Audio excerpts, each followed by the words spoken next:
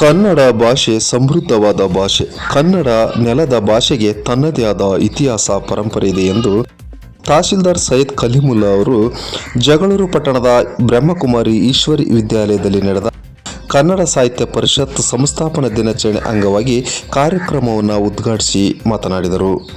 ಕನ್ನಡ ಸಾಹಿತ್ಯ ಪರಿಷತ್ ಪದಾಧಿಕಾರಿಗಳು ಜನಸಾಮಾನ್ಯರತ್ತ ಧಾವಿಸಿ ಹೆಚ್ಚು ಅಜೀವ ಸದಸ್ಯರನ್ನು ಮಾಡಬೇಕಾಗಿದೆ.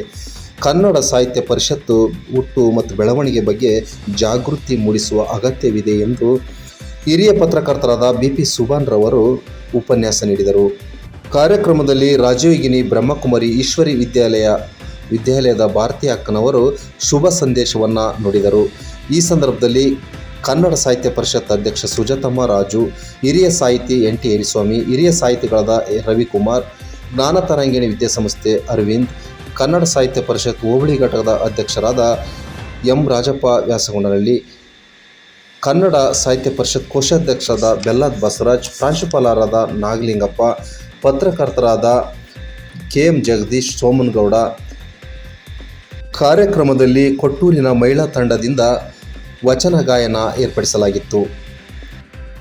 ಮನೆಯನ್ನ ಕಟ್ಟಿ ಅಲೆಗಳಿಗೆ ಹೆದರದೆ ಹೇಗೆ ಅಂತ ಏನು ಅರ್ಥ ಮಾಡ್ಕೊಂಡು ನಾವೆಲ್ಲ ವಿದ್ಯಾರ್ಥಿಗಳಿದ್ದೀವಿ, ಉನ್ನತ ಶಿಕ್ಷಣಕ್ಕೆ ಹೋಗೋರಿದ್ದೀವಿ, ಬಹಳಷ್ಟು ನಾನಾ ಅರ್ಥಗಳನ್ನ ಮಾಡ್ಕೋಬಹುದು. ನಾನೇ ಫಾರ್ ಎಕ್ಸಾಂಪಲ್ ಅಲ್ಲಿ ಗೊತ್ತಿದೆ, ಅದು ಡೇಂಜರಸ್ ಪ್ಲೇಸ್ ಅಂತ ನನಗೆ ಗೊತ್ತಿದೆ.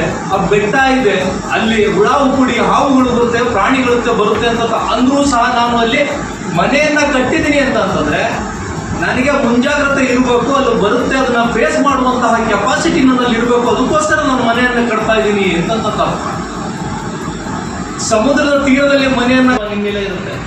ಮಗಳು ಏನು ಮಾಡ್ತಾ ಇದ್ದಾರೋ ಏನೋ, ಹೇಗೆ ಓದ್ತಾ ಇದ್ದಾರೋ ಏನೋ, ಆರೋಗ್ಯ ಸರಿದೆಯಲ್ಲೋ, ಏನು ತಿಂದಿದ್ವೇನೋ, ಅವೆಲ್ಲ ಇಶ್ಯೂಸ್ ಇರ್ಬೋದು.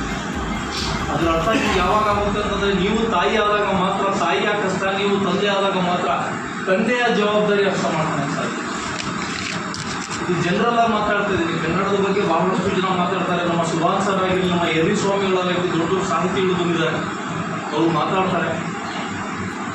ನಮ್ಮ ಭಾರತೀಯ ಅಕ್ಕ ಅವರು ಬಹಳಷ್ಟು ಸಲ ನನಗೆ ಆಫೀಸಲ್ಲಿ ಬಂದಾಗ